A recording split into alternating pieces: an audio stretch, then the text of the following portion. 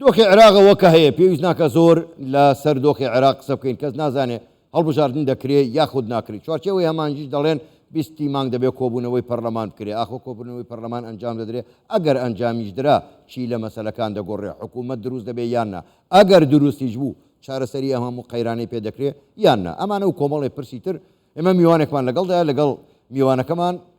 بەڕێز جەمال کۆچەر سەرۆکی فراکسیۆنی یەکگرتوو لە پەرلەمانی عێراق لە شاری منشنی ئەڵمانیا و ڕاستەوخۆ لە ڕێگای سکایپەوە لەگەڵماندایە کاک جەمال شەوتان باش گەلێک سوپاس بۆ بەشداریکردنتان لەگەڵمان لەم گەشتەی هەواڵەکان با لەوەوە دەست پێ بکەین چوارچێوەی هەماهەنگی ڕۆژی 20 مانگی دیاری کردووە بۆ دانیشتن و کۆبوونەوەی پەرلەمان پێ وایە پەرلەمان بتوانێت نیسابی یاسایی پێکبێنێ و دانیشتنی پەرلەمان ئەنجام بدرێت بەڵێ زۆر سپاس سڵاوەت خودێتەوە هەمێ بینەر و بیسەرت کەی 24 بیتن ئەو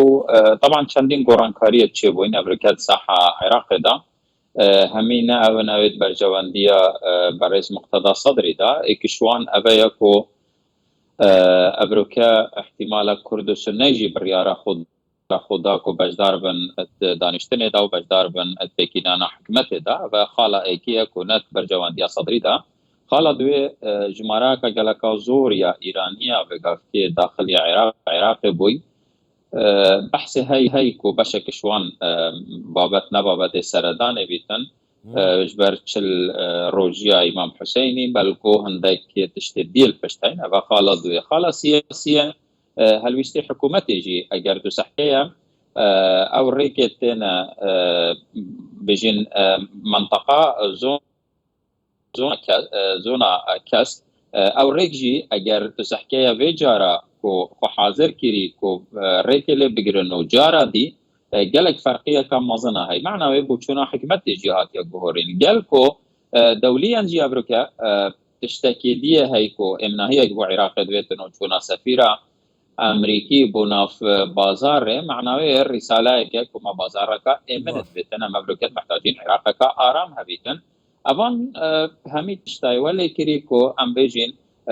ورقت مقتدا صدری فێزەبەرێن نەماینە یەک تشتیە صالح مقتدا صدری دا پیدا بووی ئەوەیە کۆ بەرین و کیا خۆ پێشاندەر بە صدری بوون وێگافکێت تشرینیژیە خۆ حاضر کردی بۆ ئەیکی ده ئەگەر ئەوێت تشرینی الگەل مقتدا صدری پێک بە هێزەبەرین و کە بێنە خارێ دبیتن صدری هێزەبەرین و کە ئەوژی نەفەسا تشرینیە بەری دو ساڵە وێگافکێت بیتن جارەکە دی شەقام گەرم بیتە بە زۆر باشە کاک جەمال ئێوە ئاماژەتان بە یەک خاڵی زۆر گرنگدا گوتان لە ناو زیارەتکارانی ئێرانی بە بیانووی چلەی ئیمام حوسێن کۆمەڵێک لە کاربەدەستان و سەرانی ئێرانیش لە عێراقن کەواتە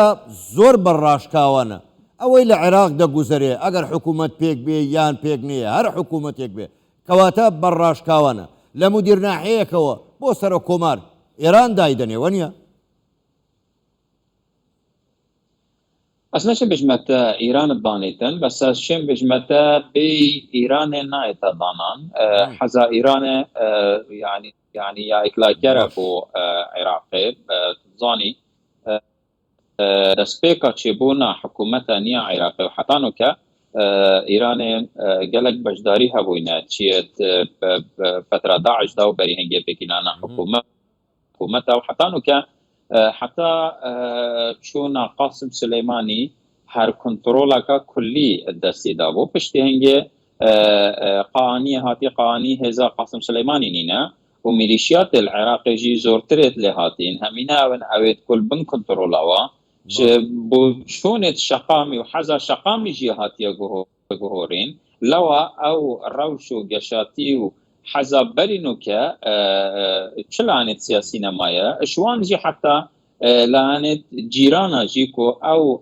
حزو ویانا خلکی اشتی بری نمایه لوا بالانس نوعا ما شویلا جی به هاتیا گوهرین اگر اشتی بری با کو کنترل ایران با کلان امنت کتیند وی دخوا ام هیوا نزیکی هیوا 11 داخل بین ام تیده زۆر باشە کاک جەمال ئێستا لایەنەکانی چوارچێوەی هەمانجی هەم حەکیمیش دەڵێ دەبێ وەرەقەیەکی هاوبەش لەلایەن هەموو لایەنەکانەوە دابنرێ هەمویان واژۆی لەسەر بکەن بەڵام ئەوەی کە دەیبینین بە تایبەتی بە نیسبەت کوردەوە ینی لە 2005ەوە هیچ وەختی ئەوان پابەندی واژۆ و بەڵێنەکانی خۆیان نابن چ گەرنتیەکەیە ئەگەر ئەو وەرەقەیەش واژۆ کرا بڕیاری لەسەر درا دواتر پێوەی پابەند دەبن. یەک تشتێنی vêgevkê heye tê kirin vêtin Kurd wê wereqê istiqlal ketin daniştinê hêwar wetaniye vê berêz Kazimî pê radbîtin hemiya da nînera Umma Muttehîde berêz bilasxartiya da ya hazir e ve du danîştin mekirin ew jî li gel me wekî her serkirdeyekî Iraqê wekî her serokekî Iraqê hazir bîtin. Vêtin Kurd evê wereqê istiqlal ketin û bêjîtin her wajûyeka vê te kirin vêtin bin çavdêriya kêmî ya Umma Muttehîde bîtin û bidîtina min vêtin daxwaza hindê bikin ku ev sefîrê li Iraqê heyn komboneka resmî da sefîr bêne bankeş kirin û ev ewdiya vê te kirin. Eger ne kêmî ya Umma Muttehîde vêtin wereqeyeke ya hazir bîtin çunku ev rokê Umma Muttehîde ملف عراقي همي بتماماتية دسيدا والمجلس الأمن وچندين دانشتن برز بلاسخار چولويري رفشا عراقي قلت لو حاضر بوناوي ايكش وان گرانتيانا اتفرق و كرد تنازل جنكن زۆر باشە کاک جەمال دوا پرسیار ئەگەر بە کوتیش وەڵام دێت و من زۆر سپاست دەکەم ئەمڕۆ چوارچەوەی هەماهەنگی هەر بۆ خۆیان دەڵێن هەر سوودانی دەبێ سەرۆکوەزیران بێ و چوار خاڵیان دەستنیشان کردو بۆ چارەسەری کێشەکانی عێراق بە هیچ جۆرێ باسی کێشەکانی بەغدا و هەولێر ناکات پێ وایە هەر حکوومەتێ بێتە سەر حکوم لە عێراق دەتوانێت قەیرانەکانی عێراق بە کێشەکانی هەولێر و بەغداشەوە چارەسەر بکات ئەگەر بە کورتیش وەڵام دەیت و من سوپاسە دەکەم.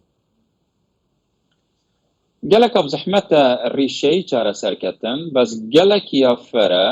Kurd evrike sunne jî li piştê hiç rengekî neçîtet hiç hikmeteka Bexdada heta gerantiye wernegirîtin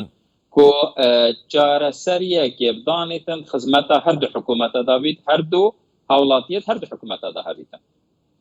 زۆر باشە زۆر بەڕێز جەمال کۆچەر سەرۆکی فراکسیۆنی یەکگرتوو لە پەرلەمانی عێراق ڕاستەوخۆ لە شاری منشینی ئەڵمانیا و لەگەڵمان بووی گەلێک سوپاس بۆ بەشداریکردنتان لەگەڵمان سوپاس بوویەوە شەوتان باش.